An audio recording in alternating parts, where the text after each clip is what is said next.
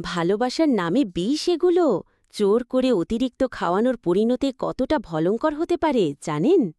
আমরা সন্তানকে ভালোবাসি, তার ভালো চাই বলে তার মুখে এক চামচ আরেক চামচ খাবার তুলে দিই।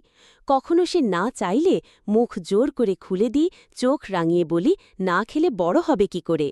কিন্তু জানি কি, এই ভালোবাসার চাপে, আদরের নামে কখনো কখনো মৃত্যুও এসে যেতে পারে। সম্প্রতি এই হৃদয় বিদারক ঘটনা চোখে পড়েছে। অসুস্থ অবস্থায় একটি ছোট্ট শিশু হাসপাতালে আনা হয়, কিন্তু কিছুই করার ছিল না। চিকিৎসক জানান অতিরিক্ত খাবার খাওয়ানোর কারণে শিশুটির মৃত্যু হয়েছে। ভাবা যায়? আমার বুক ফেটে কান্না আসছে এটা দেখে। শিশুর শরীর ছোট, হজম ক্ষমতা সীমিত। তারা যখন না খেতে চায়, অনেক সময় শরীর নিজেই সংকেত দেয় আমি এখন নিতে পারছি না।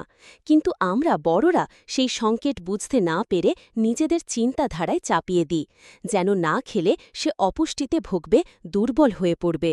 অথচ অতিরিক্ত খাওয়ানো যে আরও বড় বিপদ ডেকে আনতে পারে সেটা ভুলেই যায়। মনে রাখবেন, অতিরিক্ত খাওয়ানোর ফলে বমি ও শ্বাসকষ্ট হতে পারে। জোর করে খাওয়ালে খাবার শ্বাসনালীতে ঢুকে যেতে পারে। পেটের অস্বস্তি ও ফোলাভাব গ্যাস হয়, যা শিশু বুঝিয়ে বলতে পারে না, কিন্তু কষ্ট পায়। আমার পেজে অনেক মা আছেন, আমি রিকোয়েস্ট করছি প্লিজ শিশু না চাইলে জোর করবেন না।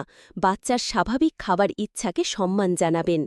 আর বাচ্চার খাবার কখনো পরিমাণে নয়, পুষ্টিতে গুরুত্ব দিবেন সবসময়।